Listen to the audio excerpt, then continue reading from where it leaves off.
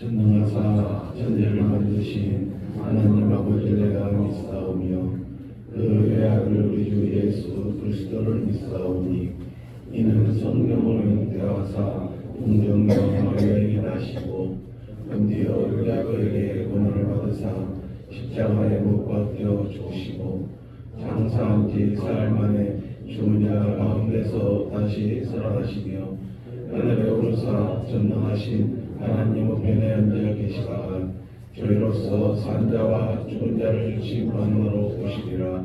성령을 믿사오며 거룩한 공예와 성도가 서로 교통하는 것과 죄를 사하여 주시는 것과 몸이 다시 사는 것과 영원히 사는 것을 믿사옵나이다.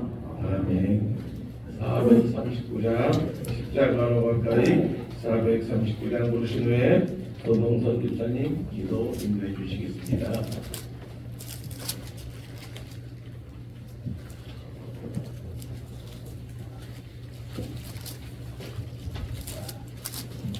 (439장입니다)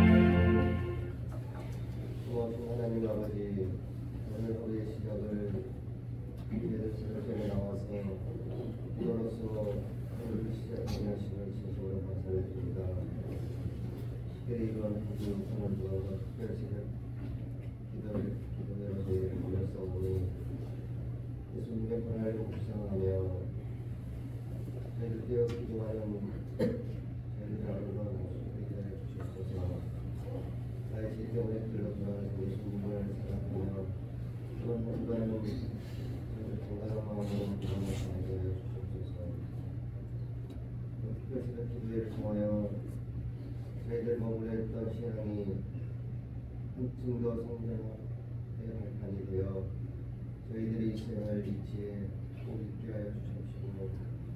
저희들 오늘의 십자가에 나아가는 이런 아름다운 삶이 되게 해주셔서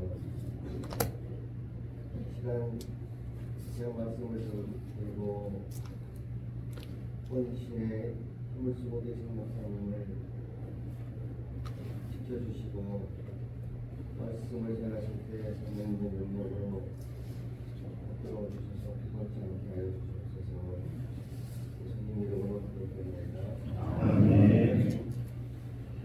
신약 39쪽에 있는 마태복음 21장 12절, 13절하고 18절, 19절 말씀 함께 보겠습니다. 마태복음 21장 12절, 13절, 또 18절, 19절 말씀.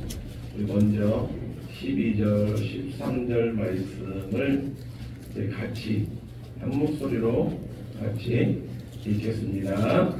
예수께서 성전에 들어가사 성전 안에서 매매하는 모든 사람들을 내쫓으시며 돈 바꾸는 사람들의 상과 비를 기파하는 사람들의 은혜를 불러 엎으시고 그들에게 이르시되 기록된 바 내 집은 기도하는 집이라 일거룩을 받으리라 하였거늘 너희는 강도의 소굴을 만드는도다 하시니라. 또 18절 19절 말씀 함께 읽겠습니다. 이른 아침에 성으로 들어오실 때 시장하시니라. 길가에서 한 무화과 나무를 보시고 그리로 가사 잎사귀밖에 아무것도 찾지 못하시고 나무에게 이르시되 이제부터 영원토록 네가 열매를 맺지 못하리라 하시니 무화과 나무가 곧 하느니라. 아멘. 우리 중서고요 독송 해주시겠습니다.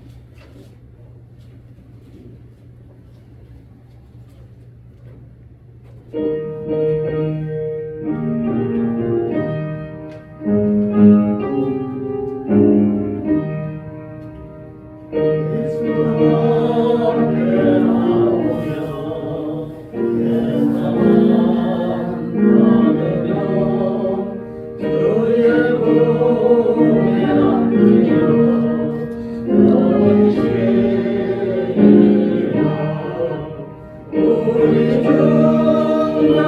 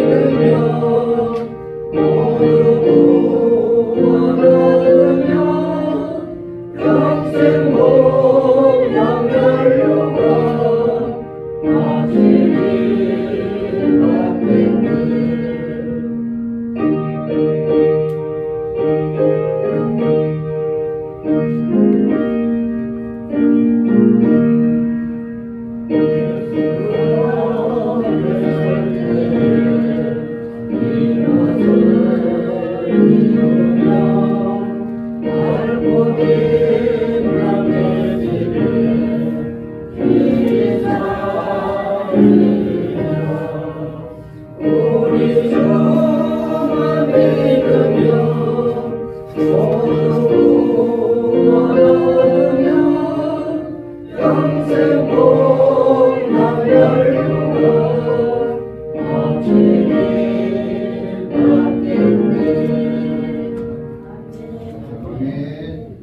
아멘. 괜찮습니다.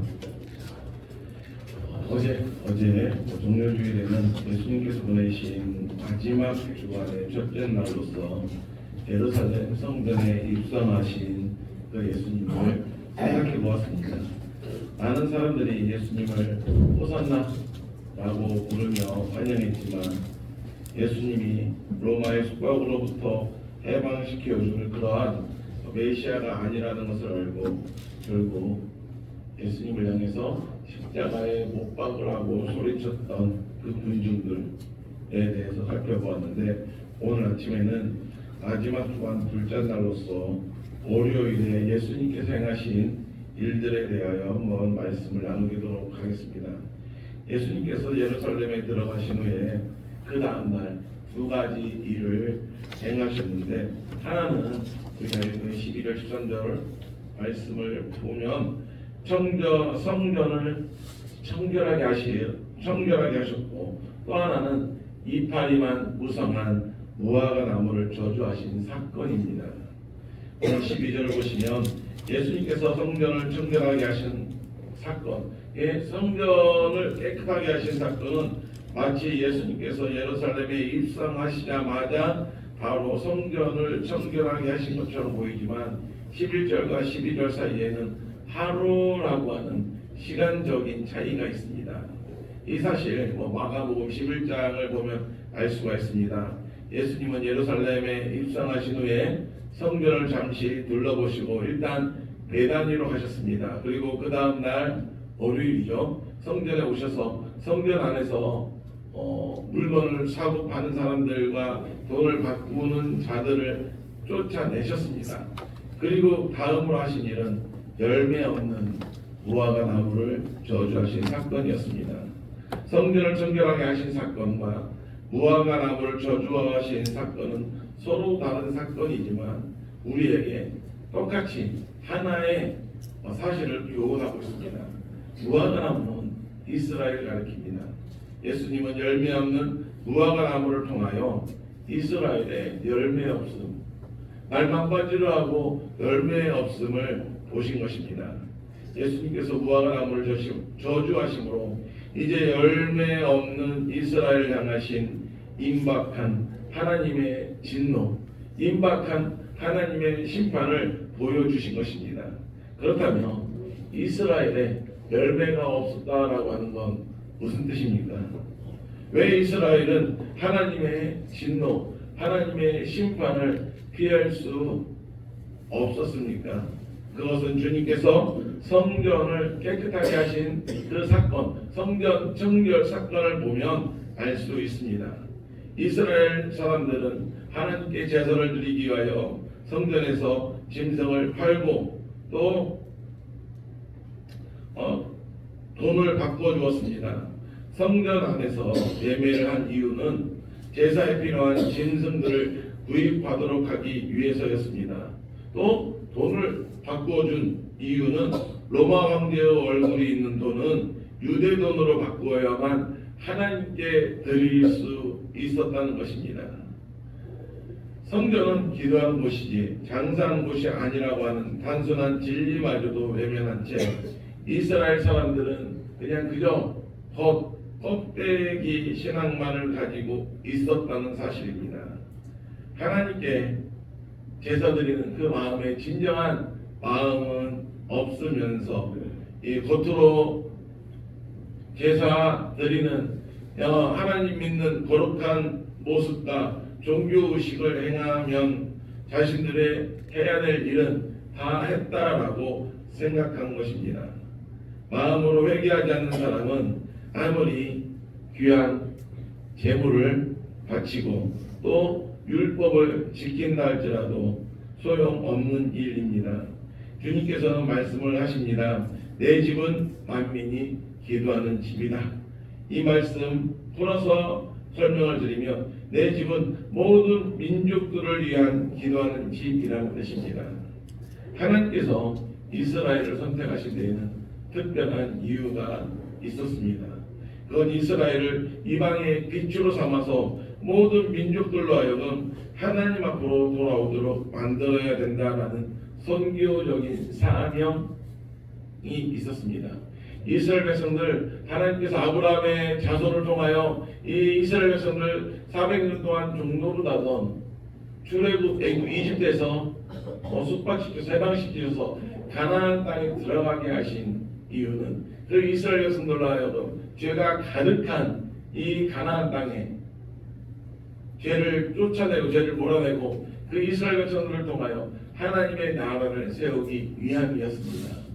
이스라엘 백성들이 애굽에서 400년 동안 종노릇한 것은 이 가나안 땅에 있는 가나안 7족속의 죄악이 가득 차기를 기다리시는 기다림의 그 시간이기도 했지만 이스라엘 백성들, 그 아브라함의 자손인 이스라엘 백성들을 애굽 땅에서 400년 동안 훈련시키면서 그들을 통한 하나님의 계획을 이루기 위한 그 중단 민족 후손이 되겠다라고 하는, 만들어 주겠다라고 하는 아브라함에게 하신 그 약속을 이루시던 그 기간이기도 했습니다.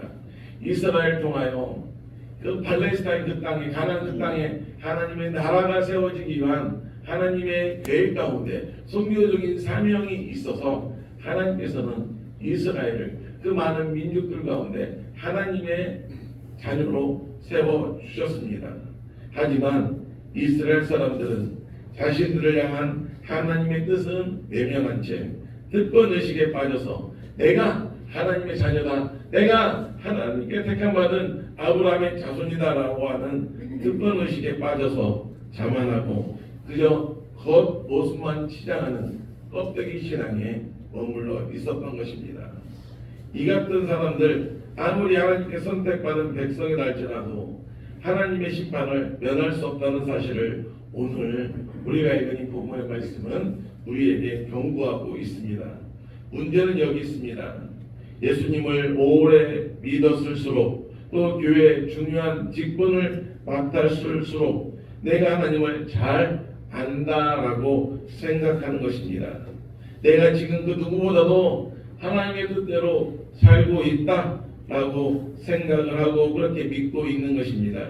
하나님께 나의 온 마음을 드리지 않으면서 나의 욕심대로 살아가고 있으면서 삶으로 맺어지는 열매는 없으면서 하나님의 뜻대로 나의 삶을 드리지 않으면서 교회에 출석하고 교회에 봉사하는 것으로 나는 지금 내 할 일을 아주 잘하고 있다라고 또 하나님의 뜻대로 살고 있다라고 생각하는 것이 바로 문제입니다.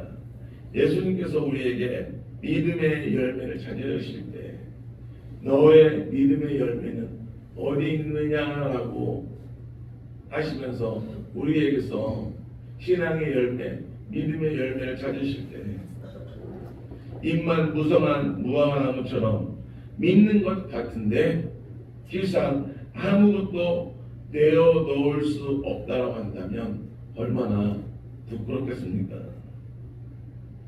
우리에게 과연 믿음의 열매가 있습니까? 우리는 과연 그 믿음이 합당한 열매를 맺고 있습니까?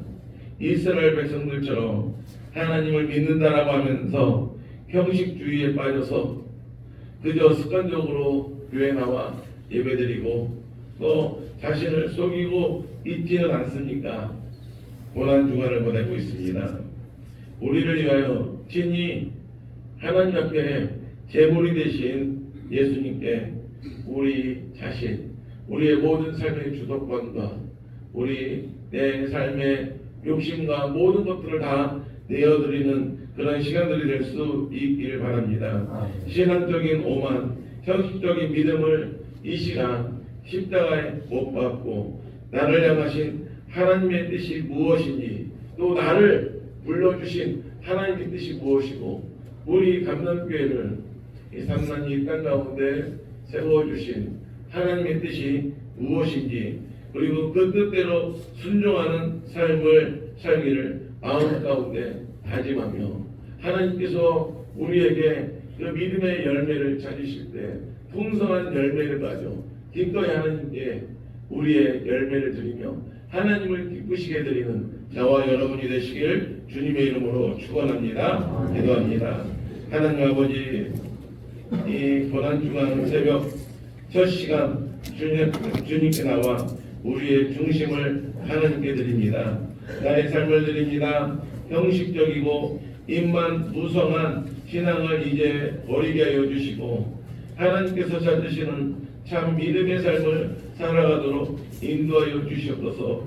주님, 이 새벽 주님 앞에 나온 저희들에게 믿음을 가하사 분명히 우리를 향한 주님의 뜻을 알게 하여 주시고 그 뜻을 향하여 드리는 귀한 삶이 있게 하여 주시옵소서.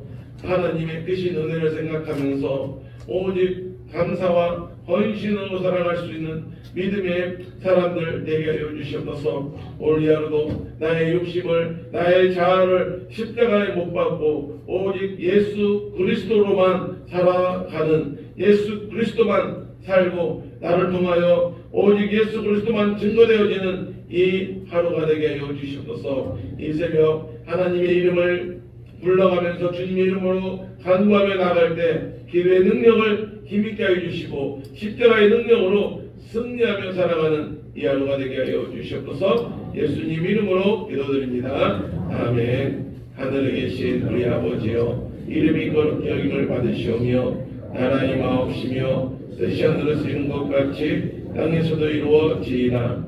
오늘날 우리에게 일용할 양식을 주옵시고 우리가 우리에게 죄진 자를 사하여 준 것 같이 우리 죄를 사하여 주옵시고 우리를 시험에 들게 하지 마옵시고 다만 악에서 구하옵소서. 내게 나라와 권세와 영광이 아버지께 영원히 있사옵나이다. 아멘. 이 시간 같이 오늘 기도할 때 오늘 말씀을 붙들고 먼저 기도할 때 하나님 내 삶 가운데 형식적인 신앙이 아니라 하나님 앞에 우리의 모든 삶을 내어드리고 또 우리가 열매 맺는 그런 삶을 살아가게 하여 주셨어서 오늘 8째 날 우리가 오늘 기도할 때 우리 가정을 위해서 같이 기도하도록 하겠습니다. 가정을 책임지는 아버지들 붙들어 주셔서 가정 안에서 사랑과 지지를 받고 화목하고 건강한 믿음의 가정 세워가는 우리 아버지들 되게 하여 주시옵소서. 가정을 돌보는 어머니들 위로하여 주시고 하나님께서 주시는 평안과 사랑으로 행복한 가정을 이루는 복을 주시옵소서. 또 가정이 무너지는 이 시대에 우리 가정의 신뢰와 또 존중이 회복되어져서 우리 가정을 통하여 하나님의 나라가 세워져가는 그 은혜가 있게 해주시옵소서. 우리 강남의 성도들 가정마다 순결한 복음의 능력이 회복되어지고 감사와 찬양이 흘러넘치는 그러한 가정들로 세워지게 해주시옵소서. 그리고 이 시간에 가져 나온 각자의 기도 제목들 가지고 함께 같이 기도하도록 하겠습니다.